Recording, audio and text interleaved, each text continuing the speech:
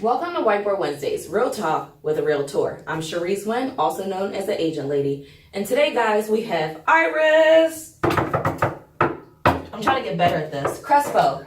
Did I stay down too long? Okay. From Homebridge, right? Yes. Okay, awesome. Homebridge is a mortgage company. Yes. All right, awesome. Iris, you're going to talk to us today about a very scary word, bankruptcy. Dun, dun, dun. Bankruptcy. People like run from that word. Yes. And we want to talk about when you get into a situation like this, when can you buy again? So can you tell us about this chapter 7, chapter 13? Are we reading a book? What is it about?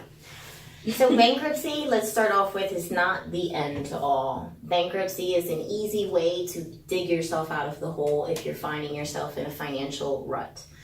We have two forms of bankruptcies that are on a personal note, which would be Chapter 7 and Chapter 13. Chapter 7 is an 100% wipeout of all of your debt. You have the option to keep things open if you decide to, but 9 times out of 10, they are eliminating all debts on your credit report. It's like an immediate cease to desist. Cease and desist. Wow, that's Yes. pretty crazy. And is all this debt, does that include student loans? No, it does not. Student loans are federal government debt. You cannot run from the government. You cannot run from government debt. So that's actually an even scarier word than bankruptcy. Student loan debt. Yeah,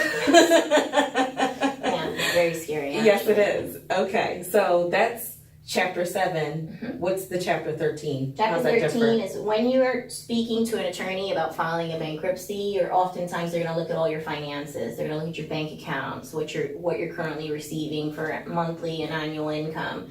And they're going to determine if you're able to file a Chapter 7, which is eliminate the debt, or if you're going to file a Chapter 13, if you have the means and ways to repay some of the debt that you owe. Okay. Normally, they're renegotiating terms, interest rates. They give you one monthly payment that you have to submit over the course of 12 months, 2 years, 3 years. It depends on how much you owe and what the terms are, which are typically negotiated by your attorney and the judge. Okay.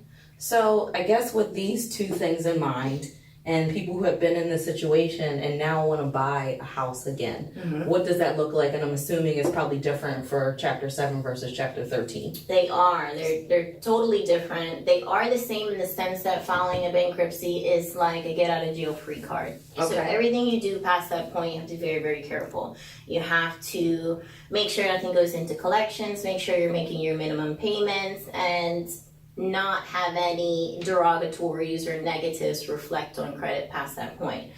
For Chapter 7, typically it's 2 years from date of discharge. So date of discharge is when the court order, everything's finalized in the court system. That's your discharge date. So you could start the proceedings in January and your discharge date is October. 2 years from October of this year would be when you're eligible to reapply for a mortgage.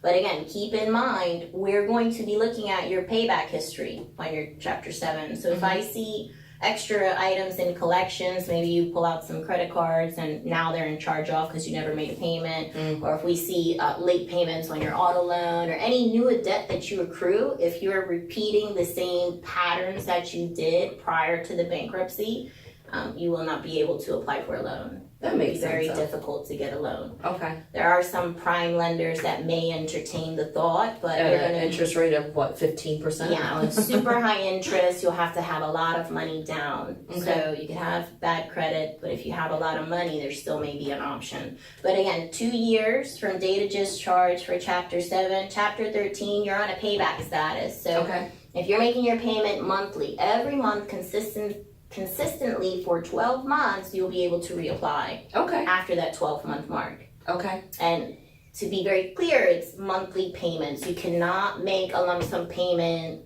and then skip your payment for 2-3 months and then make another large payment and skip your payment. The whole idea with credit is we're looking to see that you can maintain a balance for a long period of time and the consistency of making your payment every month on time. On time. That's key. Okay, so Chapter 7, 2 years. Yes. Obviously, as long as you're in good standing with your credit. Yes. And what I mean by credit, just consistently paying. And then Chapter 13 is within 1 year. 1 year. Oh. 1 year, and there's no discharge date until your balance is paid in full.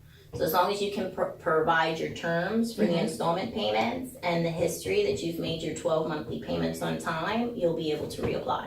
So I always look at, I think on the buyer's financials as, have you had any bankruptcy in the last 7 years? Like, what is that? Yes. How does that apply, since you can buy technically within 2 or technically within 1? So from a banking perspective, a part of our declarations, and we're asking a series of questions to identify any things that could hem us up during the loan process.